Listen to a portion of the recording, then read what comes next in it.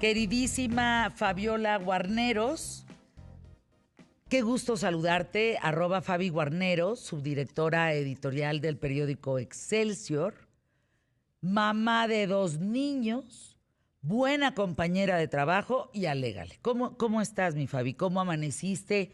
¿Cómo te pinta el día? Muy bien, queridísima Fer, muy Mm. bien, muy contenta de escucharlos, de estar en los temas interesantes, en los temas de la agenda, porque tenemos que hablar y conocer de lo que está pasando en el país y por qué la Corte habla de diversos temas y qué pasa luego en el Congreso y de ahí cómo repercute en nuestras familias, querida amiga.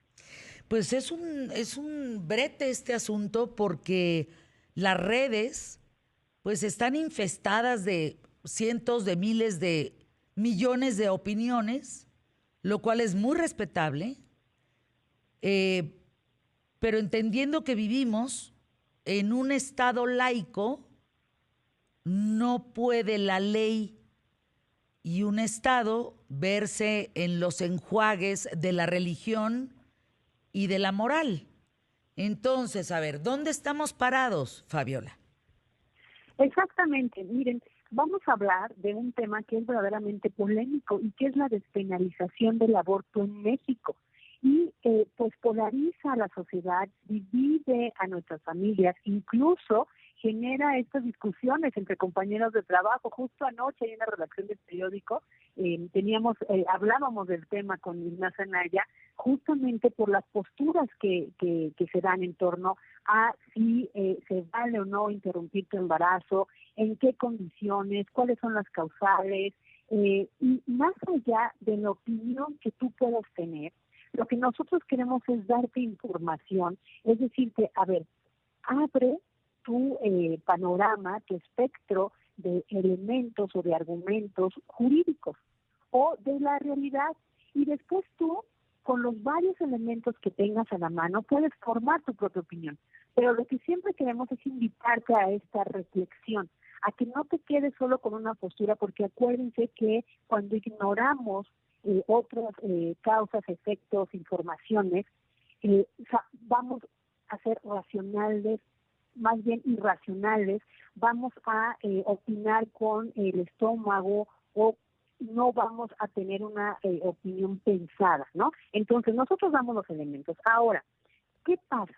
Por un lado, están quienes consideran que la interrupción del embarazo es un problema de salud pública y como tal debe poder realizarse de manera segura y libre.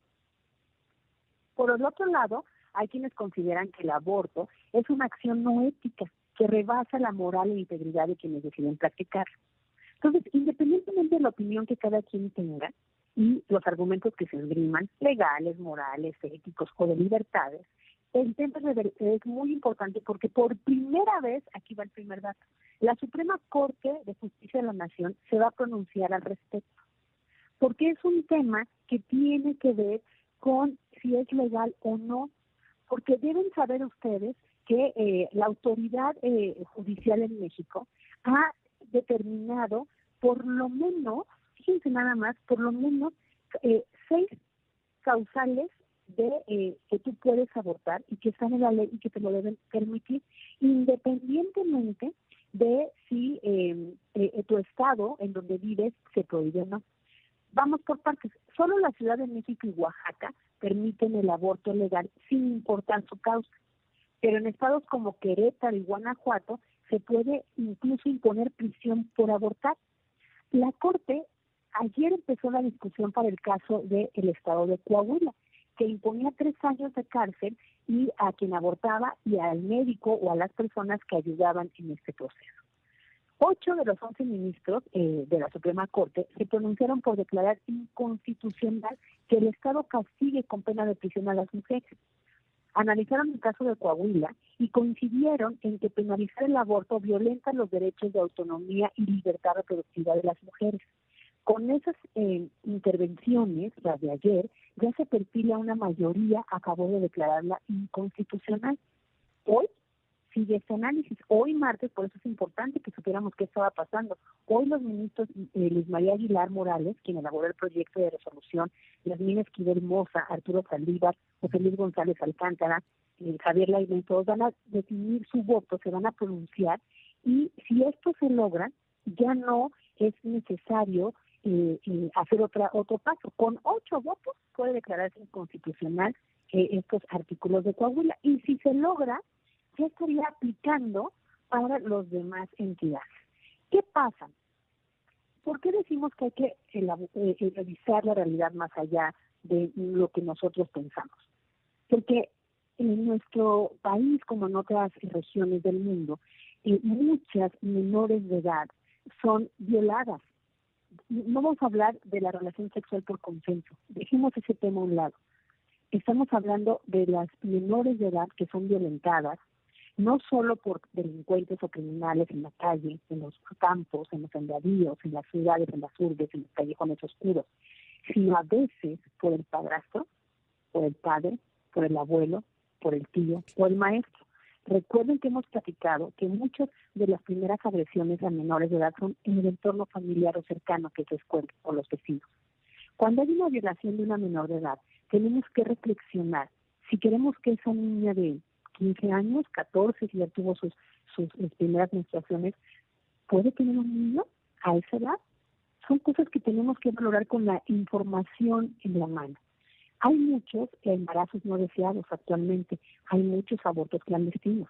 Lo que la Corte y las autoridades están pidiendo es que en el caso de que la familia, porque es una menor de edad, decida que no va a tener ese bebé producto de una agresión, entonces pueda tener la libertad de decidir si lo tiene o no, y si no lo quiere tener, que el Estado le dé las garantías para que lo tenga de manera segura, sin que haya hemorragias, sin que se muera, sin que lo haga de manera clandestina. ¿Ven? Por eso es importante tener estos elementos a la mano, porque son realidades. No estamos hablando de las parejas inconscientes de adolescentes que tienen sus relaciones sexuales, que salen embarazadas y que pueden tomar una pastilla, etcétera. No. Eso tendría que recaer en las familias para dar información y saber que no están jugando. Hablemos de casos concretos, como es la violación. Hay cifras escandalosas de incesto, querida Fer, donde se ha incrementado incluso a raíz de la pandemia por el encierro en muchas de las zonas de nuestro país. Entonces, estas son realidades que tenemos que ir valorando, que tenemos que checar. Ahora, esto tiene un antecedente. Fíjense, no son cosas que se debaten de un día para otro. Con estos temas hemos tenido años. El antecedente es que en el 2017, la entonces Procuraduría General de la República promovió una acción de inconstitucionalidad justamente para el Estado de Coahuila, porque no respetaba, y voy a hacer ahorita la precisión, hace rato dije que son 6 causales, son 8 causales las que se permiten en el Código Federal para que las mujeres puedan abortar. Entonces, como había estados, como Coahuila, le digo, falta Querétaro, falta Guanajuato, faltan muchos más, que no nos respetaban, la PGR promovió en ese entonces esta acción inconstitucional. 4 años después se está discutiendo apenas, ¿no? Entonces, no es algo improvisado. ¿Cuáles son las causales para que tengamos el tema legal por las cuales pueden abortar sin que se considere un delito? Recuerden que pues las encarcelan por bastantes años. Una, cuando el embarazo es producto de una violación, cuando la continuación del embarazo afecta la salud de la mujer, cuando el embarazo pone en riesgo la vida de la mujer, si el producto presenta alguna malformación congénita grave que ponga en riesgo su salud y la de la madre, si el embarazo es producto de una inseminación artificial en contra de la voluntad de la mujer, por aquellos experimentos que se hacen, que suele pasar, o incluso llegamos a los casos reales en Tabasco, y donde pues se alquilan los vientres y a veces no se da toda la información a las mujeres, y a veces hay esta inseminación no voluntaria, no acordada. En este caso podría la mujer optar por interrumpir el embarazo. Si el aborto fue provocado de manera imprudencial, es decir, por accidente, hay muchos estados en el país todavía que si fue un accidente que se cayó, vamos a las rancherías del caballo, haciendo una labor de la jornada agrícola, las llevan a la cárcel, las encierran. Cuando la economía precaria de las mujeres se agrava al continuar el embarazo. Y la última, por libre decisión de la mujer. Esas son las 8 causales que se permiten. Entonces, lo que está haciendo la autoridad federal es que cada estado armonice sus códigos penales para que se respeten esto. Por eso ahorita estamos viendo el estado de Coahuila, pero ya hay avances. Si esto es con los 8 votos de los ministros, va a empezar a aplicar, ¿no? Se crea la llamada jurisprudencia porque son 8 votos de mayoría y porque es un tema que ha pasado por tribunales secundarios y ahora llega al máximo tribunal de justicia, querida. Pero es un tema interesante, importante, en el que tenemos que tener estos argumentos por nuestra realidad. Fíjate, cuando leo las cuestiones en redes, digo, es que mucha gente opina a lo tarugo porque pues no están informados. Eh, Ujú. Primero se debe de saber y entender que un aborto eh, es 12 semanas antes, durante Ujú. las 12 primeras semanas. Ujú. Y me llama mucho la atención que suben imágenes con bebés completamente ya humanos, ¿no? Y Sí, en feto. Ujú. no, a las 12 Ujú. semanas es cuando pasas de huevo o cigoto Ujú. a bebé, pues a ser humano, Ujú. ¿no? Hay Sí. mucha, Ujú. mucha, mucha ignorancia en este sentido.